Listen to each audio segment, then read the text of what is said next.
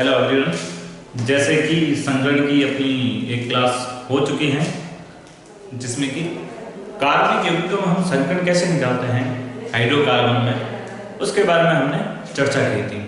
आज हम next class में संगणन में जो अपने इनऑर्गेनिक कंपाउंड हैं उनमें हमें कैसे संगणन निकालना है उसके बारे में हम चर्चा करेंगे। ठीक है, सिंपल सी ट्रिक है, आसानी से आप निकालना सीख जाओगे, अच्छे से समझना है इसको।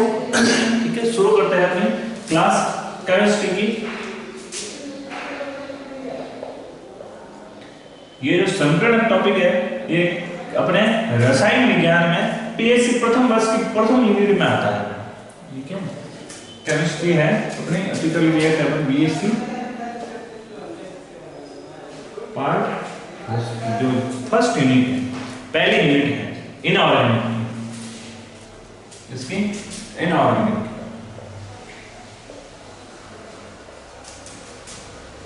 फर्स्ट यूनिट जो है उसमें एक टॉपिक अपना हाइब्रिडाइजेशन। प्रीवियस क्लास में हाइड्रोकार्बन में हम संकरण कैसे निकालते हैं उसके बारे में अपना डिटेल से पढ़ लिया था। किसी को उसमें यदि कोई डाउट है तो कमेंट में बता देना, क्लियर हो जाएगा आपके।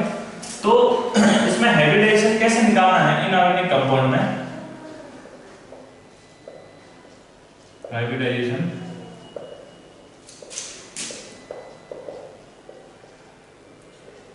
उसके बारे में बात करें। अब संकरण निकालने से पहले कुछ चीजें आपको आनी चाहिए, जैसे आवर्त सारणी का पी ब्लॉक है वो तो आपको याद होना ही चाहिए, तभी हम जाकर आगे संकरण निकाल पाएंगे। ठीक है ना, तो सबसे पहले मैं बना लेता हूँ, पी ब्लॉक बना लेता हूँ अपने पी ब्लॉक।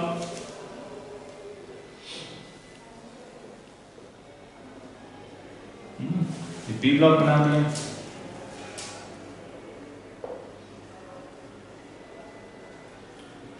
ये हो गया, फिर बाद में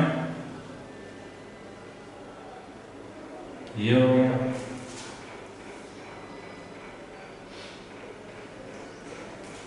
ये बनाते हैं,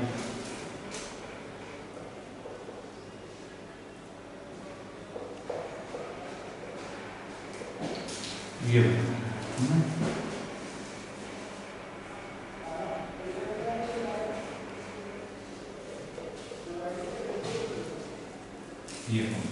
सबसे पहले तो आपको पी ब्लॉक याद होना चाहिए। पी ब्लॉक याद होने के बाद में इसके मैं ऊपर ही लिख रहा हूं, जो आपके पी ब्लॉक बन गया, ये पी ब्लॉक। पी ब्लॉक बनाने के बाद में हम इसमें क्या करेंगे, सहयोगी कोष में इलेक्ट्रॉनों की संख्या लिखेंगे। जो ऊपर में कॉलम बना रहा हूं उनमें है संयोजी कोष में इलेक्ट्रॉनों की संख्या, संयोजी कोष में इलेक्ट्रॉनों की संख्या, ये वाली हो गई संयोजी कोष में इलेक्ट्रॉनों की संख्या। इसमें होती है 3, इसमें 4, इसमें 5, इसमें 6, इसमें 7 और इसमें 8।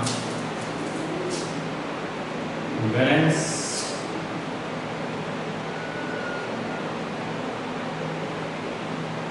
number of valence cell electron, सहयोगी कोष में इलेक्ट्रॉनों की संख्या कैसे, जैसे ये वाला है अपना वर्ग, तो इस वर्ग में जो भी जितने भी अपने एलिमेंट्स हैं, जैसे एल्यूमिनियम का पूछ लिया या बोरॉन का पूछ लिया, तो सभी में ये ऊपर लिखा है, इसका मतलब सभी के लिए सहयोगी कोष में इलेक्ट्रॉनों की संख्या क्या रहेगी, ये रहेगी। जैसे इधर बात करें अपन हाइड्रोजन में बात करें तो फ्लोरीन हो चाहे क्लोरीन हो, ब्रोमीन हो चाहे आयोडीन हो, कोई भी हो, उसमें संयोजी इलेक्ट्रॉनों की संख्या कितनी होगी, 7 ही होगी। ठीक है, अब इसके बाद हम आगे बात करते हैं कि इसको निकालना है कैसे संकरण में, उसके बारे में। एक अपने n का मान निकालना है, n का मान क्या, किसका मान, n का मान। n का मान होगा आपके bond pair plus long pair, बंदी युग्म और ये होते हैं एकाकी इलेक्ट्रॉन, बॉन्ड पेयर और लॉन्ग पेयर, इन दोनों को मिलाकर n का मान निकालना है। ये क्या हो जाएगा आपके n का मान हो जाएगा। अब n का मान देखो, यदि n का मान आपके आता है n बराबर आपके 2 आता है या आपके 3 आता है, इधर लिख लेते हैं। देखो इधर तो मैं n का मान लिख लेता हूँ, इधर मैं लिख लेता हूँ संकरण लिख लेता हूँ। यदि n का मान आपको कितना आता है 2 आता है,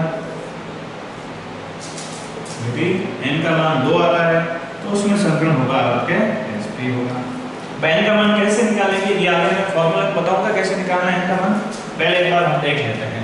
n का मान यदि 3 आ जाता है तो संकरण आपके होगा sp2 हो जाएगा। यदि n का मान 4 आ जाता है तो संकरण आपके sp3 हो जाएगा। यदि n का मान आपके 5 आता है तो संकरण आपके sp3 और आगे एक और बढ़ा देंगे d हो जाएगा। यदि 6 आ जाता है तो sp3 और d और 2 हो जाएगा। यदि n का मान आपके 7 आ जाता है तो संकरण आपके हो जाएगा sp3 और dd3 हो जाएगा।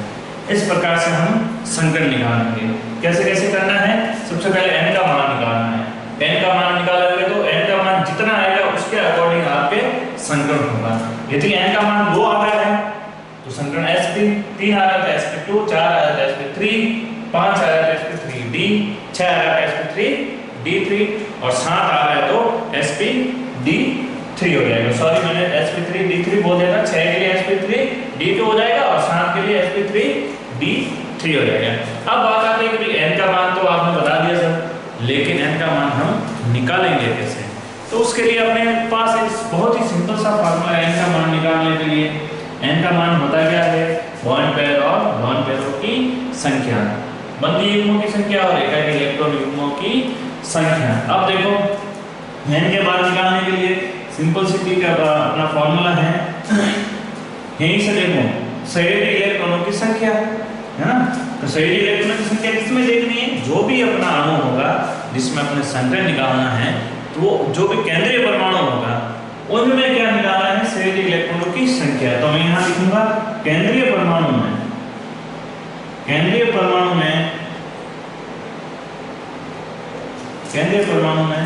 संयोगी इलेक्ट्रॉनों की संख्या, इसमें केंद्रीय परमाणु में संयोगी इलेक्ट्रॉनों की संख्या, ठीक है। उसके बाद में इसमें जोड़ना है एकल बंध द्वारा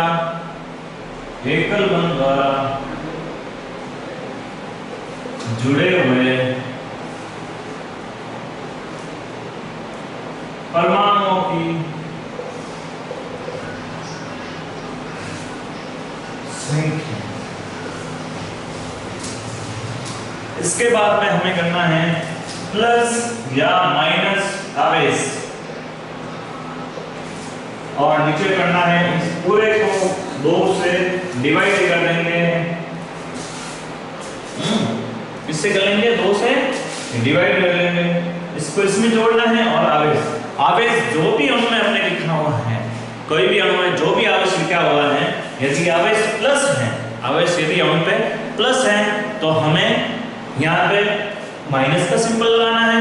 यदि आवेश माइनस आ जाता है तो हमें प्लस का सिंबल लगाना है। कहने का मतलब जिस अणु पर जो भी आवेश है उसका उल्टा है लेना है। आवेश प्लस है तो घटाना है और आवेश माइनस है तो क्या करना है, जोड़ना है। बस इस फॉर्मूले से n का मान आ जाएगा अपने। n का मान आने के बाद में हम क्या करेंगे, n के मान को सीधा कहां लाएंगे, यहां पे लाएंगे। जैसे ही n का मान जैसे किसी में 4 आ गया तो फिर क्या हो जाएगा आपके sp3 हो जाएगा। किसी में n का मान 7 आ जाता है तो संकरण आपके उस समूह में उसका संकरण sp3 और d होगा। एक बात का ध्यान रखना, संकरण हम किसका निकालेंगे, केंद्रीय परमाणु का संकरण निकालेंगे, ठीक है।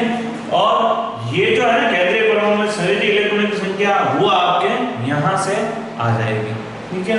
वैसे यदि ये तो आपके डायरेक्ट है, लेकिन ये भी याद नहीं रहे तो भी यदि ये फॉर्मूला आपको याद है तो डायरेक्ट आप सहयोगी इलेक्ट्रॉनों की संख्या से भी डायरेक्ट भी निकाल सकते हैं। ये याद नहीं है तो भी डायरेक्ट निकाल सकते हैं। आप कैसे निकालोगे, सहयोगी इलेक्ट्रॉन, सहयोगी कोष कौन सा होता है, सबसे बाहर वाला कोष होता है। कौन सा कोष होता है, सबसे बाह्यतम जो भी आपके कोष होगा वो आपके होता है संयोजी कोष। उस बाह्यतम कोष में जितने इलेक्ट्रॉनों की संख्या होती है वही संख्या क्या कहलाती है, संयोजी इलेक्ट्रॉनों की संख्या। जैसे कि मैं यहाँ लिख रहा हूँ आपके ऑक्सीजन लिख लिया, ऑक्सीजन लिख लिया।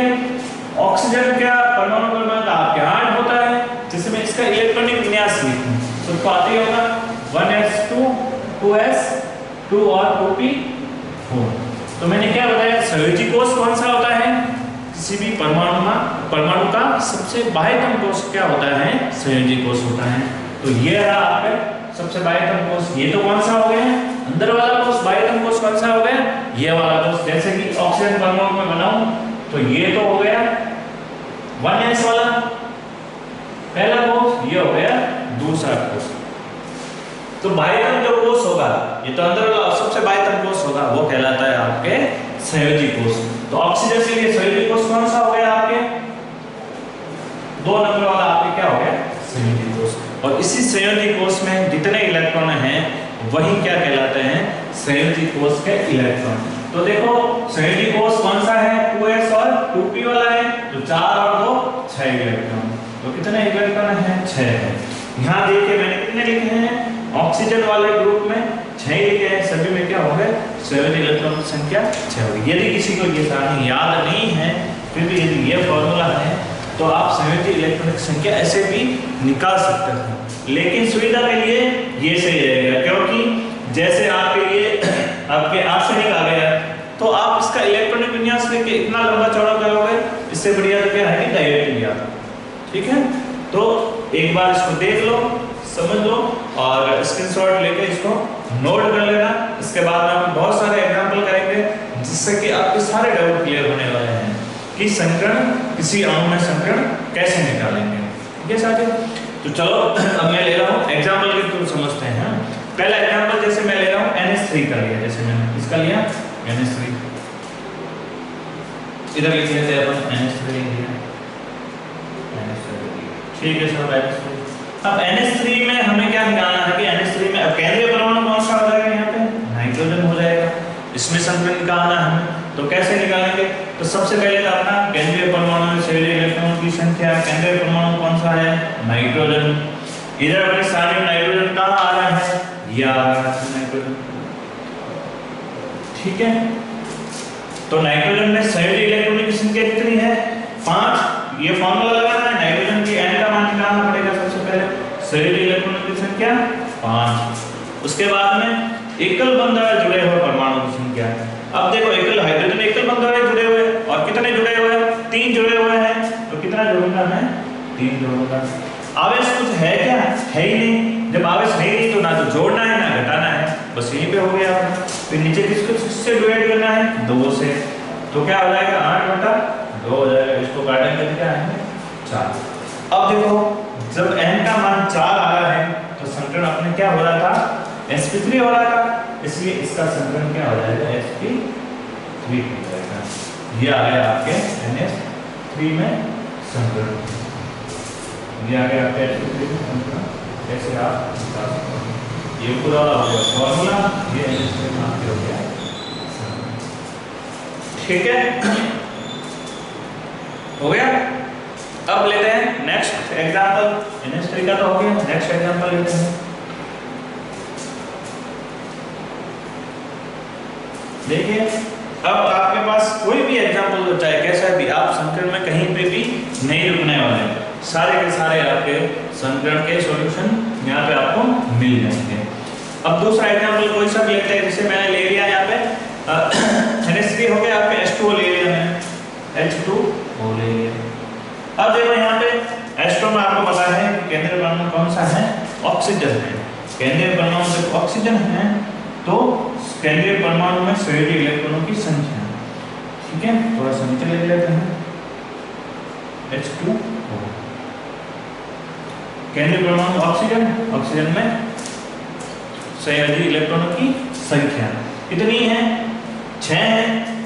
तो यहाँ से शुरू करते हैं, n का मान निकालते हैं। n के मान के लिए सबसे पहले संयोजी इलेक्ट्रॉन की संख्या 6। एकल बंध द्वारा जुड़े हुए परमाणु की संख्या कितनी है, यहाँ पे 2। एकल बंध द्वारा हाइड्रोजन 2 जुड़े हुए हैं, प्लस 2 से डिवाइड कर देना है तो ये हो जाएगा। n का मान कितना है 4, तो n का मान 4 आता है, संख्या क्या होता है आपके sp3। ये लो आपके संख्या sp। ठीक है, नेक्स्ट एग्जांपल अपन लेते हैं।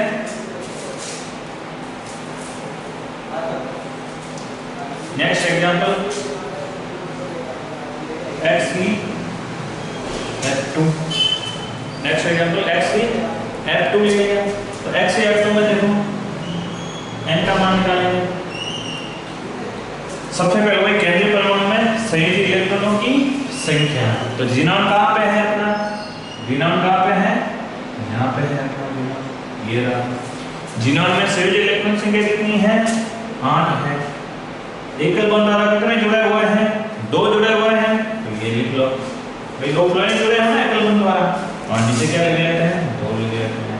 n का मान कितना हो जाएगा देखो 10/2 और कितना आ गया 5। अब जब n का मान यदि आपने क्या आ रहा है 5 आ रहा है, तो यहाँ पे देखो n का मान 5 आ रहा है, तो संकरण आपके क्या होना चाहिए sp3 और b।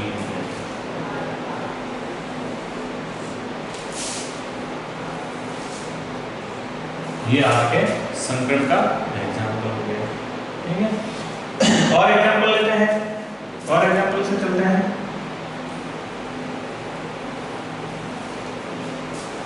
नेक्स्ट एग्जांपल लेते हैं ClF3।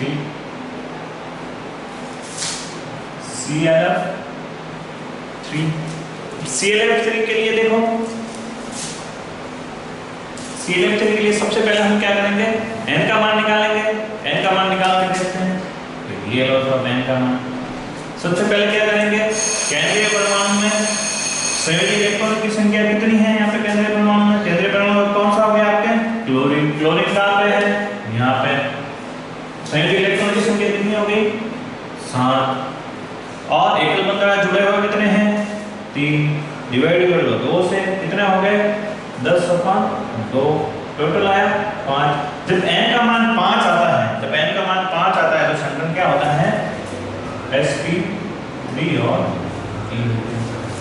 ठीक है, sp3d हो गया। क्लियर है सभी के, आई थिंक सभी के चीजें क्लियर हो रही होगी, क्योंकि बहुत ही अपनी आसान ट्रिक है, इससे कोई सा भी एग्जांपल कर सकते हैं। अब आवेश वाला को एक एग्जांपल लेके देखते हैं। आवेश वाला को एक एग्जांपल लेके देखते हैं। Br3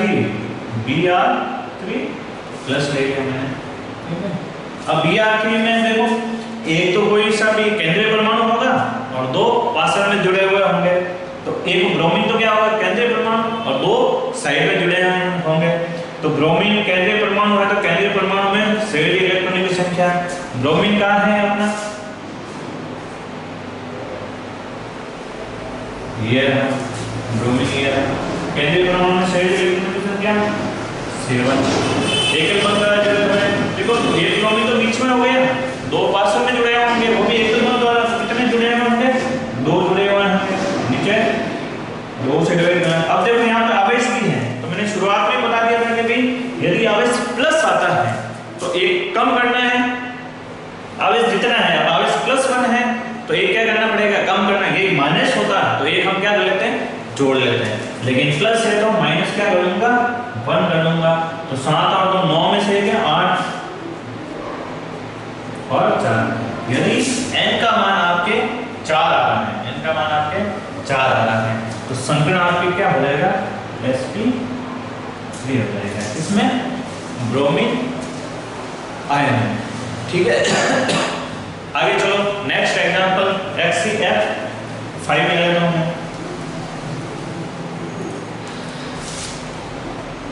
HCF5 माइनस ले लेता हूं। ठीक है, HCF माइनस ले लेता हूं। तो इसमें देखो ज़ीनॉन है, इसको हटा देते हैं। अब कौन सा आपने ज़ीनॉन है। सही इलेक्ट्रॉनिक संख्या कितनी हुई हमने 8।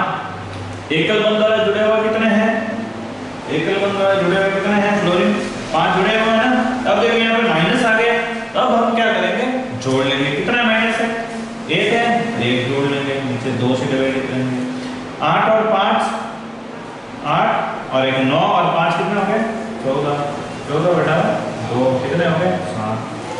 देखिए जब n का मान 7 आता है तो संकरण क्या हो रहा है आपके sp3 b3। ठीक है, अब देखो आपके प्रैक्टिस के लिए लगातार कर रहे हैं। एक बार मैं इसको मिटा देता हूँ, एक बार आई थिंक सभी ने एक बार इसको समझ लिया होगा। लगातार फटाफट 10-15 एग्जाम्पल करेंगे जिससे कि आपके साइड से क्लियर हो जाएगी। ठीक है, इसको एक बार हम मिटा देते हैं। कोई लिखना चाहे तो स्क्रीनशॉट ले लेना या फिर पॉज करके लिख लेना। ठीक है, अब देखिए एक साथ थोड़े से एग्जाम्पल ले लेते हैं और फिर आगे हम सॉल्व।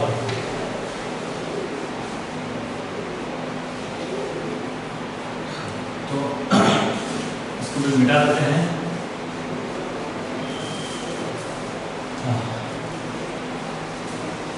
तो संकरण का आपको कोई दिक्कत नहीं आनी चाहिए। अपनी संकरण की 2 क्लासेस हुई हैं, हाइड्रोकार्बन की, हाइड्रोकार्बन वाली और इनऑर्गेनिक वाले जो भी मॉलिक्यूल हैं उनके लिए। दोनों में से दोनों क्लास देख लेना, आपके संकरण के सारे डाउट्स क्लियर हो जाएंगे।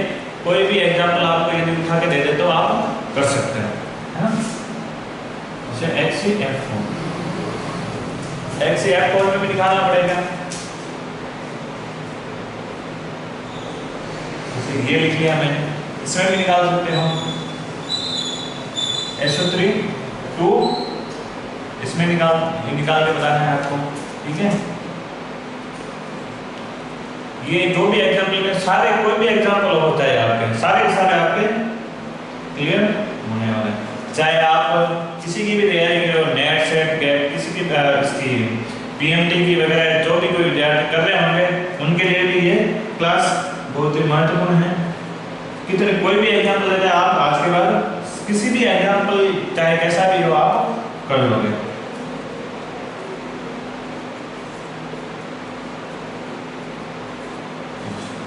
ये एग्जाम्पल इनमें देखते संकरण क्या होगा। अब देखो सबसे पहले HCO4, इसमें देखो अब देखो यहाँ पे ऑक्सीजन जुड़ा हुआ है। ऑक्सीजन क्या है, डबल बॉन्ड द्वारा जुड़ा हुआ रहता है, लेकिन अपने फॉर्मूले में तो ये था नहीं कि डबल बॉन्ड द्वारा जुड़े हुए परमाणु कौन से केवल और केवल कौन से बताया था मैंने, एकल बंध द्वारा जुड़े हुए परमाणु। तो एकल बंध वाला कोई है ही नहीं, तो अपन क्या लिखेंगे डायरेक्ट ज़ीनॉन का सिनर्जी कोष में इलेक्ट्रॉनों की संख्या कितनी थी आपके 8 थी और नीचे किससे डिवाइड करना है 2 से। एकल बंध वाला कोई भी जुड़ा हुआ नहीं तो नहीं लिखना है, होता तो लिखते हैं, यदि है ही नहीं तो थोड़ी लिखना है। और इसको हम काटेंगे तो n का मान कितना आएगा 4 आएगा, और जब भी n का मान 4 आता है आपके संकरण होता है sp3 होता है। ठीक है, इसके बाद में हम बात करेंगे FCO3 F2 की बात करेंगे। यदि तो देखो इसमें देखो n का मान यदि निकाले अपन तो देखो ऑक्सीजन तो किससे जुड़ा हुआ है डबल बॉन्ड द्वारा, इसको तो काउंट करना है नहीं, तो ये हो जाएंगे देखो ज़ीनॉन के लिए सिनर्जी कोष में 8 इलेक्ट्रॉन और एकल बॉन्ड द्वारा फ्लोरीन कितने जुड़े हुए हैं 2। आवेश कुछ है ही नहीं तो आवेश लिखना भी नहीं है, 2 से डिवाइड कर लो। ठीक है, तो क्या हो जाएगा 10/2 5 हो जाएगा और संकरण क्या हो जाएगा sp3 और d जब भी मान दिया जाएगा। SO3 2 माइनस में तो देखो n का मान क्या होगा, देखो ऑक्सीजन तो डबल बॉन्ड द्वारा जुड़ा हुआ है, इसको लिखना है नहीं। सल्फर में सिनर्जी इलेक्ट्रॉनों की संख्या कितनी हो जाएगी 6 हो जाएगी। अब देखो एकल बंध द्वारा कोई है ही नहीं तो लिखना ही नहीं है। फिर बात आती है आवेश की, आवेश यदि माइनस है तो हमें क्या करना है, माइनस है तो 2 जोड़ लेना है और क्या कर लूंगा मैं 2 से डिवाइड कर लूंगा, तो क्या हो जाएगा 8/2 और 4 आता है तो संकरण क्या हो जाएगा sp3 हो जाएगा, है ना। इसमें अपन देखते हैं तो ये डबल बॉन्ड द्वारा जुड़ा हुआ है, इसको तो काउंट नहीं करना है। जो डबल बॉन्ड द्वारा जुड़े हुए नहीं है एकल बॉन्ड द्वारा है उनको ही काउंट करना है। तो देखो इसमें क्या हो जाएगा n बराबर कितने हो जाएंगे, ये हो जाएंगे 6।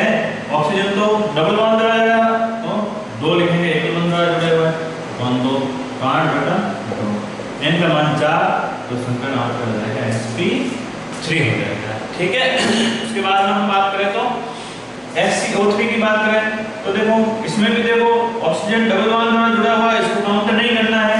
ये क्या हो रहा है कि ज़ीनॉन में फ्लोरीन इलेक्ट्रॉन की संख्या 8 होती है, एकल बॉन्ड द्वारा कोई जुड़ा हुआ नहीं है, आवेश भी नहीं है, तो 2 से डिवाइड करके n का मान कितना आ जाएगा 4 और संकरण हो जाएगा sp3 ICl2 माइनस और प्लस। केंद्रीय परमाणु कौन सा आयोडीन है। सहेलिक इलेक्ट्रॉनों की संख्या कितनी होती है आयोडीन में 7 और 2 एकल बंधन जुड़े हुए हैं। आवेश माइनस है तो 1 प्लस कर लेंगे, 2 से डिवाइड कर लेंगे। 7 और 9 10 अपन तो 5। तो इसमें सेंट्रल हो जाएगा sp3 और d हो जाएगा। इसकी हम बात करें तो केंद्रीय परमाणु आयोडीन में 7 एकल बंध वाला 2 जुड़े हुए हैं। अब देखो यहाँ पर प्लस स्टार्ट आ गया तो एक क्या कर लेंगे, कम कर लेंगे तो क्या हो जाएगा 8/2 n का मान आएगा 4 और जब भी n का मान 4 आता है तो संक्रमण होता है sp3। आई थिंक आज की जो क्लास अपना सेशन था इनऑर्गेनिक कंपाउंड में संक्रमण निकालना तो सभी के क्लियर हो गई होगी। यदि फिर भी किसी को यदि कोई किसी चीज पर यदि डाउट है तो आप कमेंट सेक्शन में बता सकते हैं और आप इस चैनल को सब्सक्राइब करना और लाइक करना नहीं भूलेंगे और ज़्यादा से ज़्यादा इसको क्या करेंगे शेयर करेंगे। धन्यवाद।